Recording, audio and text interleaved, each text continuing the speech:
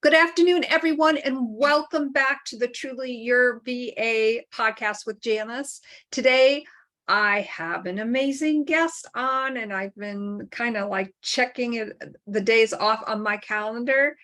We're just going to hop right on into it. So I want to welcome to the Truly Your VA podcast, Brenda Cadman. Thank you so much for being here. Oh, it's my pleasure. I've been looking forward to this. Wonderful. So, all things Canva. First of all, obviously I love Canva. And as I mentioned to you, and as I've mentioned to my listeners on the Wisdom Audio app, as well as my clients, whenever I've been stuck on something in Canva, you go to the Google and you punch it in, and who always pops up but Brenda. So that's good to know. It's whatever I'm doing seems to be working. Exactly. So you're like my Canva star go-to person. Now, tell us how you got started, first of all, with Canva. Like, what attracted you to this platform? Well, it was not a short time ago. It was actually 2014. And I'll be honest, what attracted me was sheer necessity at that time. I had recently left a business partnership at a digital marketing agency that I co-owned. And I'd gone back out on my own, and I took one of our employees, she went freelance, and I took her with me as my graphic designer. And then we got to a point where she wanted to go back into a full-time position, and I wasn't going to have my freelance graphic designer anymore that I could rely on. And while I went looking for somebody else to replace her, I still needed to create social media graphics and various other things that I needed to support my business. So I just started dabbling with this tool that I'd heard about that had been around for not a super long period of time at that point. And I never stopped using it. It's like anything that when you pick it up, there's a learning curve. And over time, you kind of forget the learning curve. So flash forward to 2019, I think, when I was in a program. I was trying to figure out what I was going to create a course around. Originally, it was going to be about websites because I'd run a website development agency for 2 decades. And all the questions I was getting from other students in the course were about Canva. Constantly, they were getting stuck on how to do things, or they didn't even think of it they didn't know that was an option they could use to create their course materials. So I started answering a lot of questions. I found myself creating little demo videos, and they all started asking if my course was going to be about Canva. And in that moment, big pivot. Yes, it is. So I just started putting all of my energy into that. And this month is another kind of big pivotal change because I am officially retiring the website development business. It's been over 22 years that I've been in that space. And as of September 1st, I am no longer doing anything related to websites. I'm 100% all in Canva. Wow, Brenda, that Yeah. is so exciting. So I just want to back up a little bit, though. You had mentioned the learning curve. And as we all know, there's always a learning curve when you go to do something as far as, anything that you do. But you really stuck with it in a program, and then you decided, I'm going to do a course, and the course ended up not being what you thought it would. Correct. Yeah. And I actually I did end up creating that website course as well, but I never sold it. I just ended up using it as, content for my blog. And I did actually put it together as a course in the back end that I gave people access to. And I never focused on that as my primary offering, but I think it's so important to listen to what people are actually asking for. And they were telling me what they wanted. They weren't asking for a course that would teach them how to, better protect their website security. They wanted to know how to use Canva to create their checklists. So listening to what people are asking for is so critical. And even if it pains you, if you know that what you have is something that would really benefit people, if they don't want it, you're going to have a real hard time getting them to pay for it. So I just, for the first time, really listened to what people were asking for. And I have never regretted that decision. Wow. And I like what you said. if you had a product to sell, and obviously the product you were selling at that time was important to you because you knew the benefit of Oh yeah. what you were selling, but at the same time, you weren't hearing what they said. You listened with intent. Yeah. And here you are, you said, here you are, fast forward, and you're a Canva expert. What exactly would someone need to do to become a Canva expert? So it's not a certification. At this time, there is no sort of formal certification process. The Canva Verified Experts program is made up right now of 26 of us worldwide. There's only 26. This program in its current form was released or launched a few months ago. Maybe it might have actually been March. This year's been a bit of a blur. But we were all kind of hand selected by Canva's community managers. So it's based on the kind of content that we're putting out, the communities that we're building, the courses we're creating, the resources we're creating. And we were all chosen for basically, the education that we're doing around Canva to support their users. Some of us, I have some YouTube videos, but I'm not a YouTuber, but a couple of the experts have very popular Canva related YouTube channels. Another one in Scotland, Thea, she specializes in a lot more kind of in-person training, and she does a lot of government program kind of support. And we all have our own areas that we specialize in. So we're all a little bit different, and it's wonderful because we are very complementary. If there's an area that I love to teach on getting organized in Canva. That is not the specialty of anybody else in the experts program. So it's a really nice collaborative kind of community. We were all chosen for something special that we bring to the table, but it's not something at this point that you can apply to be a part of. I gotcha. Okay. Yeah. That makes sense. And I think with that very unique, diverse background, with different specialties, I'm assuming that you, from time to time, often bounce things off one another. Yeah. Oh, there's a couple of them in particular that have become very good friends, and it's rare for us to go more than a couple of days without our Facebook, group conversation hopping around, and we're talking about all kinds of fun things we might be doing together in the future. So watch this space. It's nice to have a close-knit group of folks who share a passion for this to the point that we've really dedicated much of our time to learning how to use this tool more efficiently. But like I said, since we all have these kind of different areas of specialty, to be able to bounce ideas off them, to get clarity around areas we maybe don't know as well, or to share ideas on how to use tools differently, or, it just comes in handy. If somebody asks me how to use Canva to create books for going up on Amazon KDP, that is not my area of specialty, but I can point them to somebody who knows that inside and out. So it's nice to have that kind of community to point to. I bet it does. And of course, I've created my book cover in Canva and absolutely love it. Now, you specialize in Canva organization.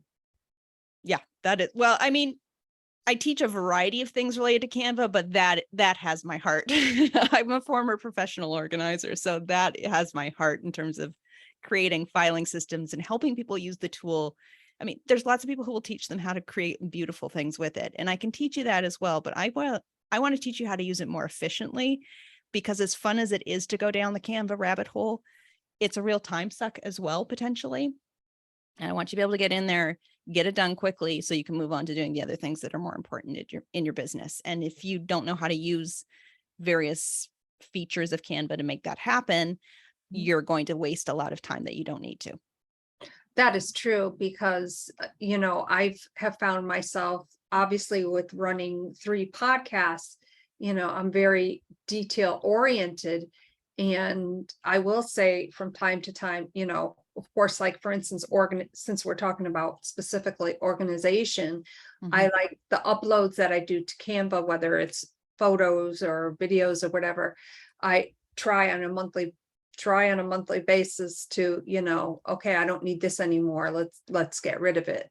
What would you say is probably one of the biggest tips that you can give for organization, because I know a lot of people, when they go into an app, specifically like Canva, and I've tried different apps, for instance, PicMonkey, Mhm. like I don't find that user friendly, and I love Canva. And then someone who's not familiar with, let's say Canva, what would you say are some things they can start out with? Obviously, it would be very specific to their niche, but what Sure. would be an organization tool that would benefit them to be set up correctly? The biggest thing I think you can do that'll make a difference in your workflow is don't go looking for your designs from the Canva home screen. It's where you're going to land every time you open up Canva. But if you look down the left-hand side with some of the other navigation options that are available there, you'll see one that says projects. That's the screen that you should be working from, because when you go to the projects section, you can create custom folders. And if you just have never done that before, if you look in the top right corner of your projects page, you'll see a little plus sign. And when you click on that, it gives you an option to add different things. You can upload things, you can do various things, but you can add a folder from there. And then when you open up a folder, you can add a folder inside of a folder. You can actually nest folders 10 levels deep now. So whether you are starting out with Canva for the very first time, or you've been using it for many, many, many years. And I've seen the whole range. I've seen people who are just trying to figure out, get their Canva legs for the first time, and others who have thousands of designs and it feels like a complete hot mess at this point because they never did create folders.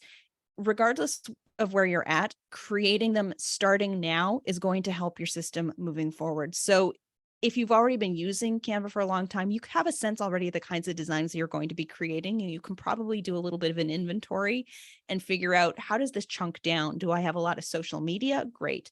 Maybe I'll have a social media folder, and inside of that, maybe there's a folder for Instagram, a folder for TikTok, a folder for Facebook. Mhm.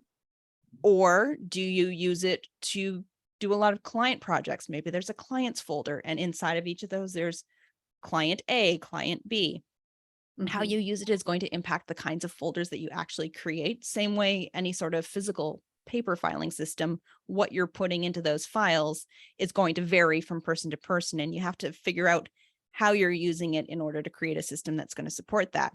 Now, if you're brand new to the program, though, and you haven't been creating a lot of content, you may not know what you need yet. I would say make your best guess, create a handful of folders to give you a bit of structure, and then feel free to change it as you go through. If you find that you need additional folders, create them. If you find the ones you've created are not working really well, reevaluate it and change it. It's not written in stone. It's easy to tweak them, to move things around. You can batch organize things. You don't have to move files in individually. You can check off a bunch of them. And there's a little folder that comes up in the middle bottom of the screen that allows you to move them all in one fell swoop. So the tools are there for you to create this system. It's just a matter of knowing that it's there and then taking the time, carving the time out to actually create a system for yourself. I love that.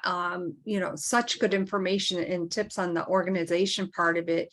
Even if you're, a couple years into it, I think I've had Mhm. my Canva Pro account. I've had Canva for 3 years, but I've had the Pro account for 2 years.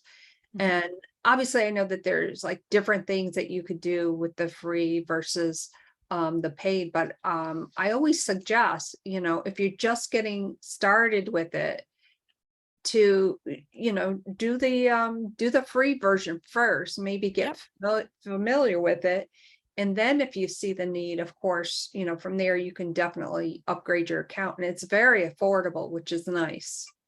It is probably for the cost versus value ratio, it is the one of the cheapest expenses that I have, but the value, I mean, even if I wasn't teaching the program, the value that I get out of it, I use it daily to create, not just teach in, but to create all the content, most of the content for my business, anything marketing related, any sort of marketing asset that's going out. Canva's probably been involved in that process. Mhm. So you're right. I think start, and you will know if you're running up against obstacles where there are features that you really could benefit from. Canva will tell you if it's a pro feature that you need to upgrade in order to try out. And you can do a free trial to actually test out those features and see if the value is actually there for you. That's one of the great perks we get as Canva verified experts, is that we get to give people 45 days to try it out for free versus the 30 days that you get directly from Canva. So that's something that I like to share with people, and then highlight what are some of the key things that they might actually find really beneficial in their workflow that helps them create better looking, more professional looking content. If the value is there for them, they'll stay on it. If it's not, no harm done. And it's not a fit for everybody, but I think if you are using Canva for your business, there are certain features you are absolutely going to need that there are no workarounds for on the free plan. That is true. And I recently started using, and I've had it for a while. I knew it was within Canva, but the auto publisher where I'm The content planner, right? yeah, and I can be writing the design, and I can, post to Pinterest, Facebook, whatever it may be, Instagram, and even schedule it out if I want to. And I find it so user friendly. And it's not like you have to obviously pay for a different app to schedule all your stuff. They have, of course, that software. Have you used the scheduler within Canva for? I don't actually use it myself. And the reason is, I think for some folks it works well. I think that it still has a few bugs that need some refinement before I'm going to shout it from the rooftops. I find right now using, well, it's not Facebook. I guess it's Meta now business. What is it called? It used to be Creator Studio. Yeah. I still find that works well for me, but I am eagerly awaiting the time when I feel like the content planner is reliable enough. I find that it's just not there are times it still has a little bit of a glitch here and there in particular situations. It's just not quite there yet, but I think we're pretty close. Gotcha. Thank you so much for, being so honest about that. I just recently started using it, so I don't know too much about it, other than I like the fact, like I said, I'm right in there with one of my designs, and maybe it's, I'm posting to Pinterest the link to a podcast that I just did, and it, so far so good. Maybe the past couple of weeks, I think. What would you? Yeah, it's working out really well. What would you say is the most common question that you receive about Canva? Oh, I mean, other than do I really need pro? I get a lot of questions. It's not even a specific question. It's more about the most common goal I see, because I do specialize in working with business owners, specifically a lot of solopreneurs and small businesses. And a lot of the time they are just wondering, how do I create content in Canva that does not look like a template, that does not look cookie cutter? Because if you are just grabbing the first template that you see and you're not modifying it all, you probably are going to create something that looks like what a lot of other people are putting out there. And folks just get stuck trying to figure out how to create something that doesn't look amateur. And that ends up being a real focus of a lot of what I teach. Is a pro feature, that brand kit, understanding how to set that up and use it consistently to customize templates so that everything feels uniquely yours, consistently branded. It looks as professional and polished as it possibly can without working with a professional designer. That brand kit is really central to being able to achieve that. And then also, little things like when you go looking for a template, don't choose the first one that comes up in the results necessarily, because there's probably a lot of other people that are seeing it as well. Maybe dig a little bit deeper or explore some of the options that are out there in terms of third-party templates, template memberships and template shops that have potentially created designs already that are already thought out with your industry and your audience in mind. And then you do just need to take the steps to customize it so that it fits your own visual branding, your own logos and colors and imagery styles. And that is kind of where people get stuck the most. first issue, I'd say there's three primary issues I see. One is I'm overwhelmed. I'm just starting using the program. I'm overwhelmed. I don't know how to find my way around or do anything inside of Canva. Then there's another group of people who are very comfortable using the program and creating content, but they can't find anything, and they have the hot mess Canva account. So that's the organizational challenge. But then there's those who they feel, they're able to get around. They know how to use the tools, but like I said, everything they're creating, they're not happy with the results. It feels cluttered, or it feels a little like it looks DIY. So those are kind of the three areas that keep coming up over and over. So it's not a specific question per se. It's more of a particular challenge that I see coming up over and over in terms of where people are getting stuck. Gotcha. Now, if somebody wanted to, like, they see a similar template in there, but they want to create their own. And one thing I am challenging myself to learn how to do is to, and by the way, I want to back up just a second there. The branding kit, I just really started getting into that as well. Like I'm like, okay, I see this brand kit thing. What is it? And in the process of rebranding, colors, and I finally decided on my color scheme and the fonts, and I absolutely love that. Now, getting back to the template question, one thing, like I said, I am trying to figure out is, okay, I like the setup of a particular template, but now let's say I want to put 3 different photo things within it. And I find that most challenging. I haven't done it yet because I wanted to wait until today, of course, to pick your brain on it. I assume that it's just something so simple, like probably a click of a button, like I like the round, or sometimes the those photos, or just different shapes that you can crop the photo in. Yep, they're called frames. Frames. And if you go under the elements section, so when you have the Canva design editor open, you have a variety of options down the left-hand side that give you access to the various tools and features inside of Canva. So it's going to usually, when you open a design in Canva, it'll land on the templates tab, and it'll show you a variety of templates and give you an opportunity to search for templates specifically in the dimensions of the design that you have open. You're also going to be able to access text features there, and your folders you can access from there in order to find other content in your account. But there is, I think it's the second item down currently, it will say elements. And when you open that up, that's where you're going to find lines and shapes and graphics and frames and grids and charts and tables and all these building blocks. They are the building blocks of creating designs in Canva. So you're looking, what you're describing, it sounds like you're looking for the frame section. And that is essentially going to give you a placeholder image. You've probably, anytime you've seen a template that has that little kind of pastoral sort of scene with the lamb and, the rolling hills, that just indicates that it is a placeholder for you to drag an image into.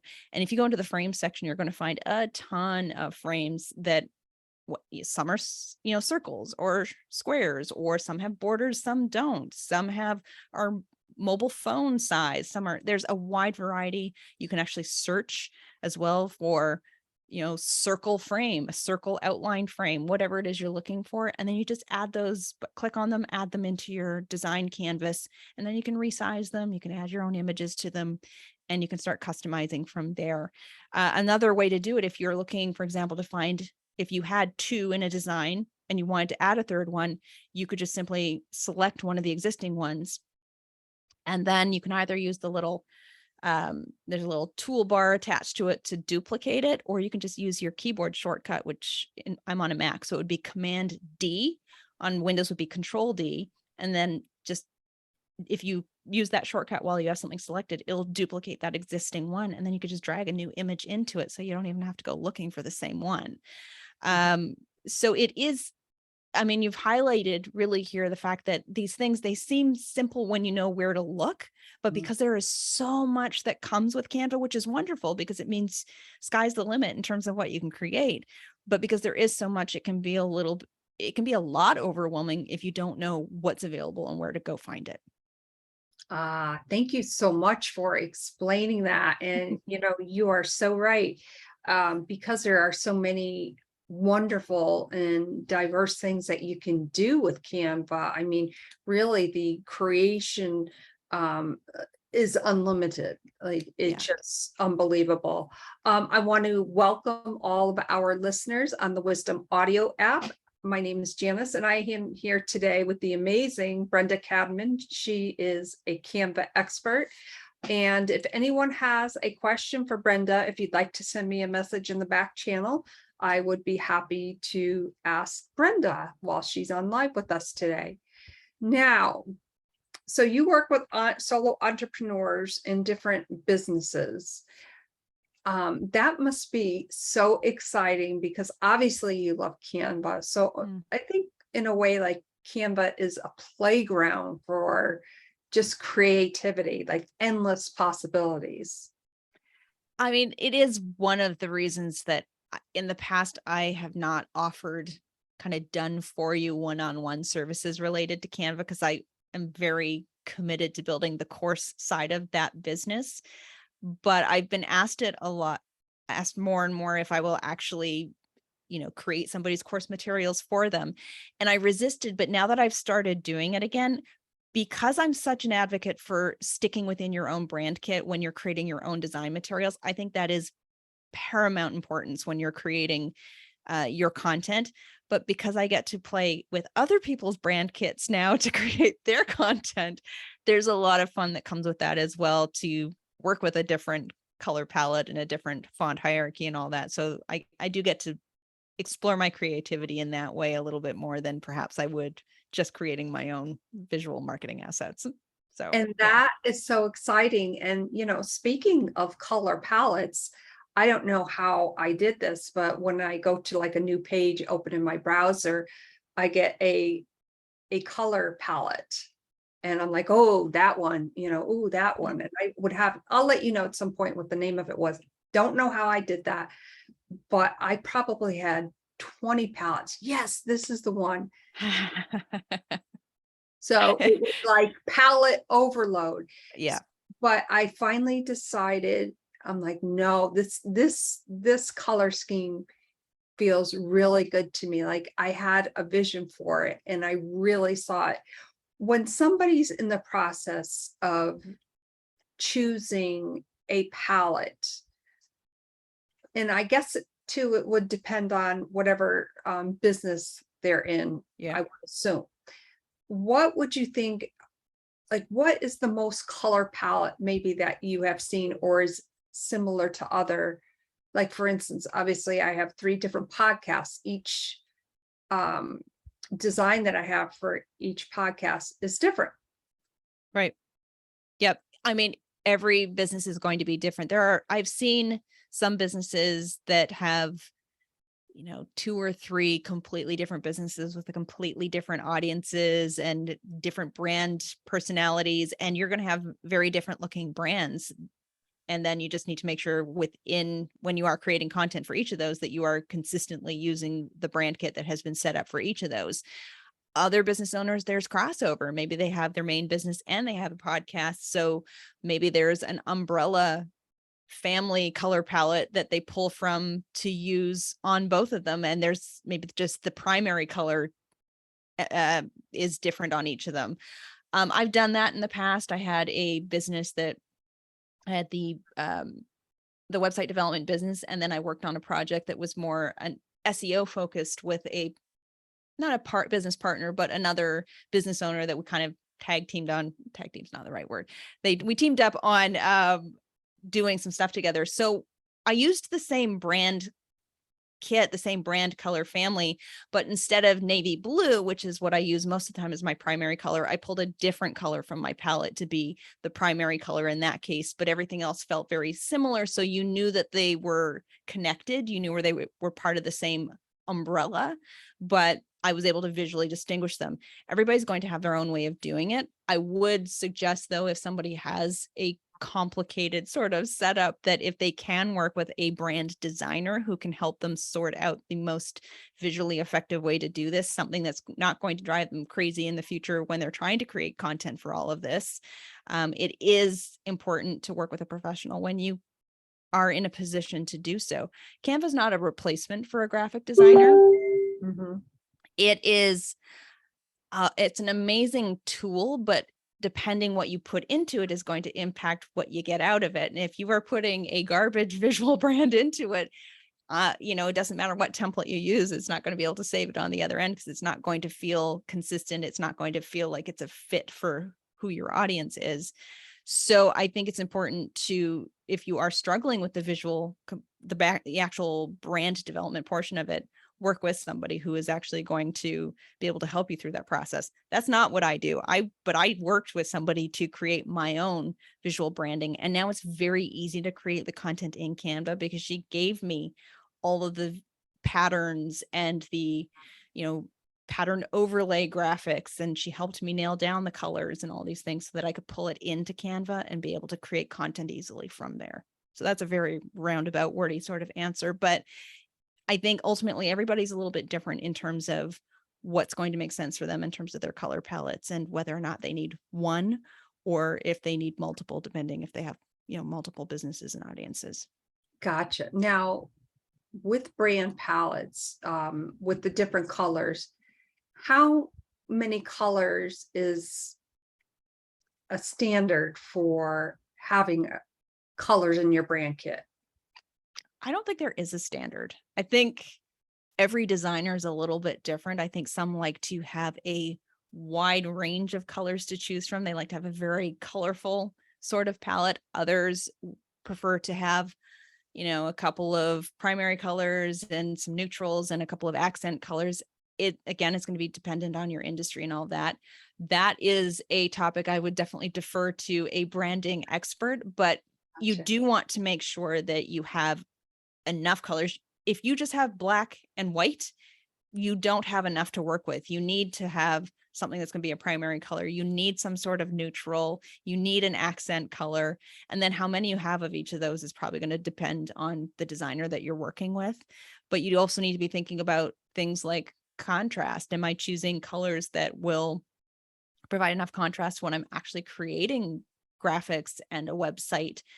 If you're putting a dusty rose colored text on top of a cream background, we're going to have some usability problems that we need to talk about, some readability issues. So thinking about the practical side of choosing your colors is going to be important as well. But I don't think there's a hard and fast rule about specifically how many colors you should have. Okay. Gotcha. Now I know with my colors, I have 4 in my brand kit, but I also want to create a second palette, but lighter because I do love the colors I picked out. Originally, I will tell you, I'm going to be very honest. I picked out this color purple, which is very bright, by the way, and this color pink. And I was all excited, uploaded everything, did some sample mock-ups, if you will, and hated it. Oh dear. You Not know, the reaction you're hoping for. I mean, you'd be great, for my personal page, but not for my business page. Right. And with branding, I think you're right that, maybe perhaps also asking a branding expert, depending on what type of niche that you're in, might help you to, as far as the colors, the texture, definitely. all that sort of thing.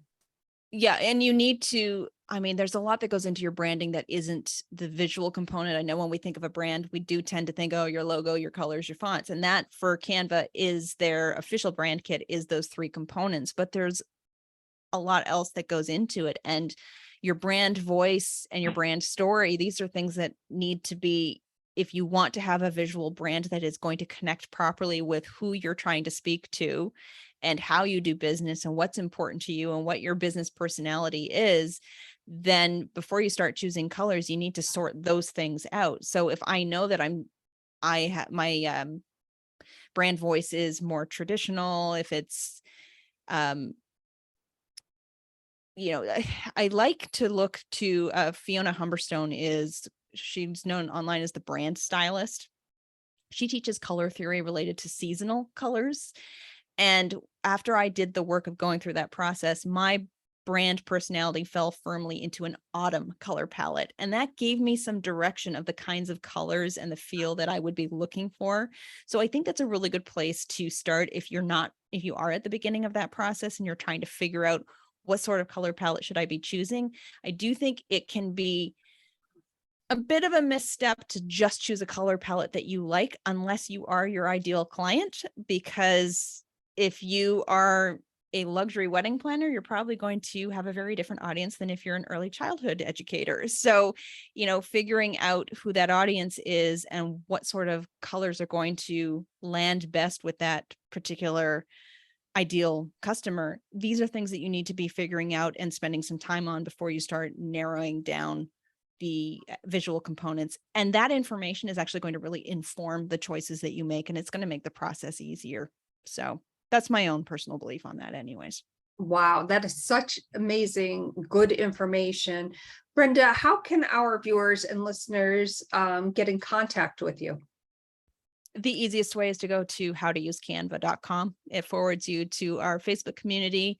I think we're closing in on 7,800 people in there now. So it's where I'm going to share video tips. It's where you can ask questions and get feedback from the other folks in the group. If I have freebies and things like that, I'll usually share there as well. So howtousecanva.com is a good place to go. Perfect. Thank you so much. I want to thank you. Oh my gosh, such amazing information, compacted in such a way, bite-sized information where, it just sounds so exciting to me. Like, I can't wait to jump into Canva, and I may jump into Canva before I process your saying. But, thank you so much. I hope you definitely will consider coming back on again. Oh my gosh, I loved having you on and having this conversation. And for our listeners and viewers who are on Wisdom right now, I want to take this opportunity to thank all of you for being here today. I, of course, will make sure that Brenda's information gets in the show notes. And this truly has been an amazing podcast. Thank you so much. Oh, thanks for having me on. You're so welcome. Hey, Wisdom, thank you again. And I will be back on tomorrow and we will have another chat, and maybe I'll tell you what I learned about Canva tomorrow morning on the morning brief. Thank you all so much. Bye for now. Hey, Facebook listeners and viewers, I wanted to take this opportunity again to say thank you to Brenda. She provided such valuable information, and please go to her website, howtousecanva.com, for more information. And obviously, again, I will make sure that all of her contact information gets into the show notes. And I am sure she would love to have a conversation with you, so don't hesitate to reach out. My name is Janice, the host of Truly Your VA.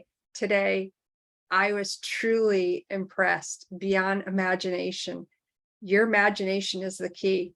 Go check out that brand palette. Have a great day, everyone. Bye for now.